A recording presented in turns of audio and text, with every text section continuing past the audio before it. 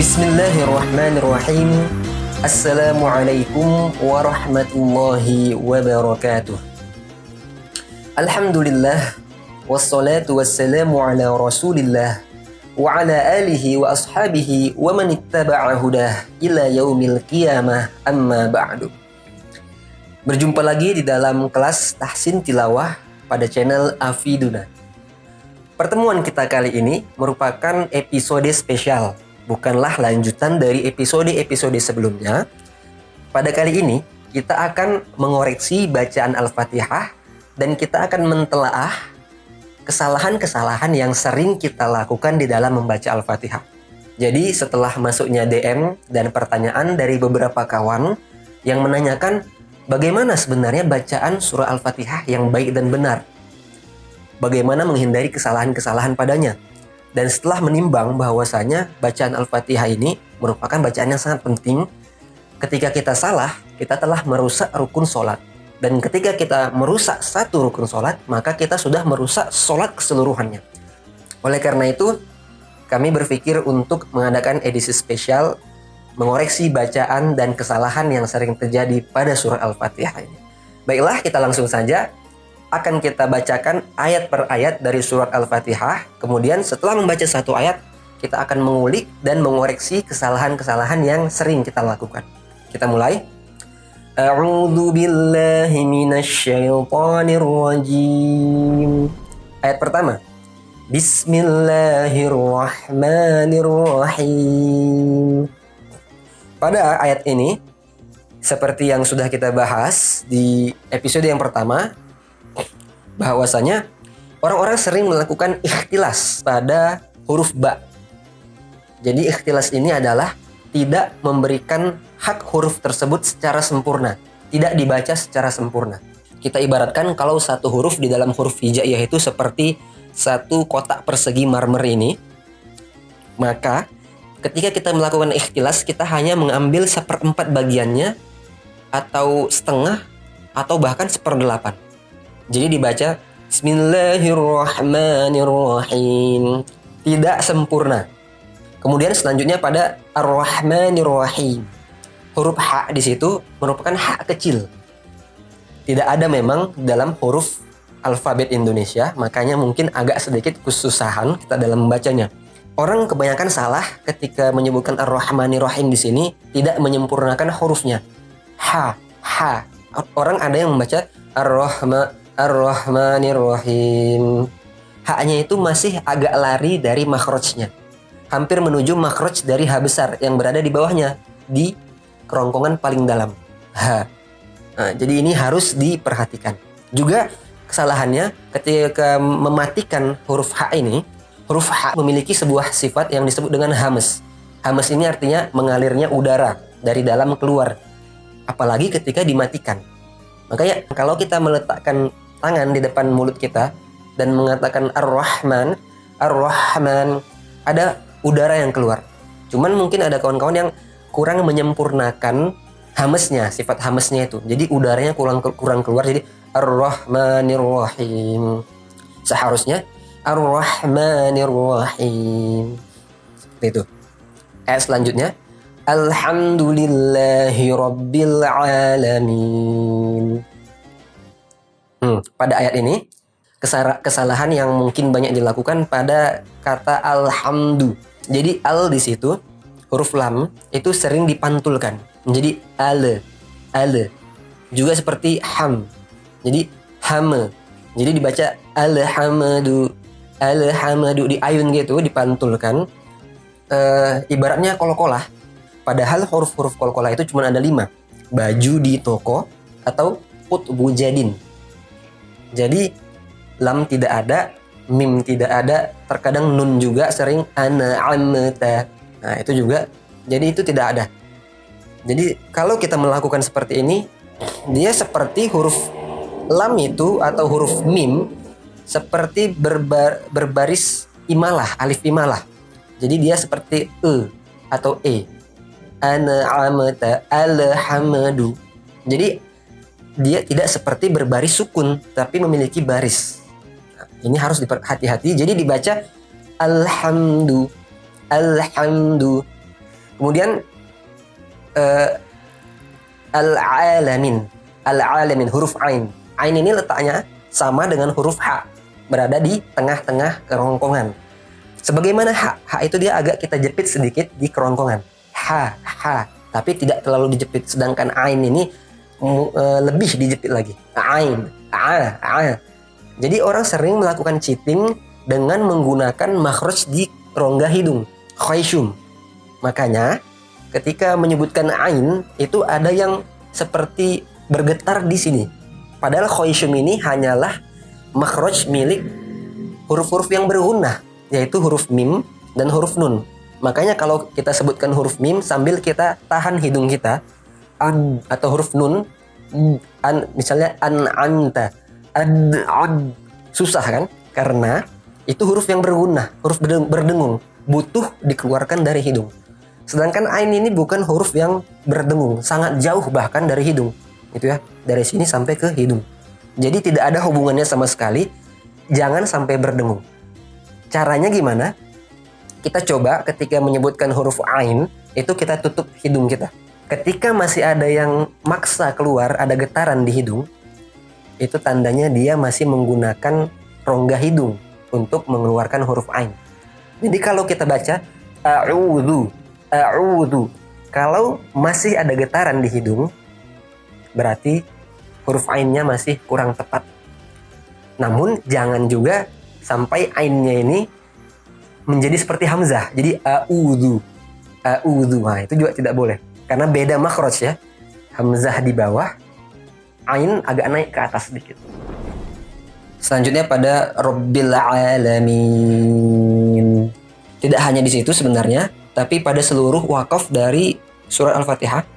Yaumiddin, Nasta'in, Al-Mustaqim. Orang banyak memanjangkan juga huruf yang harusnya dimatikan. Seperti Rabbil Alamin.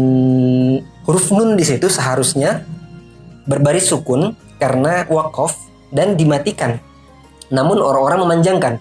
Alamin. Nunnya juga dipanjangkan. Padahal hurufnya itu hanya dibaca satu harokat. Rabbil Alamin. Nasta'in. Contoh pada surat lain. Birabbin nas. Huruf sinnya hanya dibaca satu harokat saja, bukan birabbin nas. Tidak dipanjangkan seperti itu. Ayat selanjutnya, Ar-Rahmanir Rahim. Sudah kita bahas juga di ayat pertama. Dan selanjutnya, Maliki Yaumiddin. Di sini kebanyakan terjadi kesalahan ketika orang terlalu terburu-buru membaca. Jadi dia tidak melakukan itmamul harokah, yaitu penyempurnaan harokat-harokat. Contoh pada yaumi atau din, itu karena terlalu terburu-buru jadi Maliki Yaumiddin, seperti mengucapkan karena dia tidak melakukan itmamul harokah. Ketika fathah, kita membuka rahang atas dan rahang bawah. Ma. Ketika kasroh, kita membuka rahang bawah. Liki. Sedangkan ketika dhammah, kita memonyongkan bibir kita. Yaumiddin. Jadi itu harus disempurnakan. Kalau kita membaca dengan cepat, tetap wajib disempurnakan. Ayat selanjutnya, Iyyaka na'budu wa iyyaka nasta'in. Pada ayat ini sering kesalahan itu terjadi pada nabr. Nabr itu adalah penekanan yang harus kita lakukan pada huruf ya bertasydid. Jadi ditekan iyyaka na'budu wa iyyaka nasta'in. Jadi ada beberapa orang yang membacanya tanpa penekanan, bahkan seperti tidak mentasydidkan sama sekali menjadi iyyaka na'budu. Ini merupakan kesalahan fatal karena kita sudah seperti memanjangkan huruf hamzah, huruf i itu kita panjangkan jadi i, kemudian ya-nya kita hapus tasydid di situ. Kemudian ayat selanjutnya, ihdinas siratal mustaqim. Di sini mungkin kesalahan pada huruf H. Huruf H ini berada satu makhraj pada hamzah. Dia berada pada halq, kerongkongan paling dalam. Cuman mungkin orang-orang kebanyakan kurang memberikan penegasan pada huruf H. Jadi ihdina seperti itu hampir mendekati huruf H kecil, tapi juga tidak disebut huruf H kecil. Ihdinas sirat, tapi juga jangan terlalu tebal. Kalau terlalu tebal, kita tidak mengambil dari kerongkongan dalam, tapi seperti kita mengambil dari dada. Jadi gitu. Jadi itu seperti dipaksa. Seluruh huruf-huruf hijaiyah itu tidak ada satupun yang dikeluarkan dari makhrajnya dengan takalluf atau terlalu dipaksa. Seluruh huruf itu dia mengalir dan gampang untuk dikeluarkan. Jadi ketika kita masih merasa kesusahan untuk mengeluarkan, mungkin kita terlalu berlebihan di dalam mengeluarkan. Jadi ihdinas sirat, cukup seperti itu, jangan ihdina atau ihdina terlalu dipaksa. Selanjutnya huruf shad setelah ihdinas sirat. Huruf shad di sini memiliki makhraj yang sama dengan huruf sin. Namun huruf shad memiliki sifat tebal, isti'la dan itbaq. Berbeda dengan huruf sin yang mustafil. Dia hurufnya ringan dan tipis. Jadi bukan dibaca ihdinas sirat, tapi ihdinas sirat. Selanjutnya di ayat terakhir ada beberapa kesalahan yang sering dilakukan pada huruf to dan ta, sirata dan an'amta. Jadi ada yang memberikan seperti ada huruf H, jadi bukan sirata tapi siratalladzi itu, atau an'amta, bukan dibaca an'amta tapi dibaca an'amta atau an'amta. Huruf to itu tidak memiliki sedikit pun sifat hamas, tidak ada keluar udara ketika disebutkan. Jadi sirata itu akan mengeluarkan udara, itu salah. Sedangkan huruf ta walaupun dia memiliki sifat hamas, tapi hamasnya itu hanya keluar ketika berbaris sukun.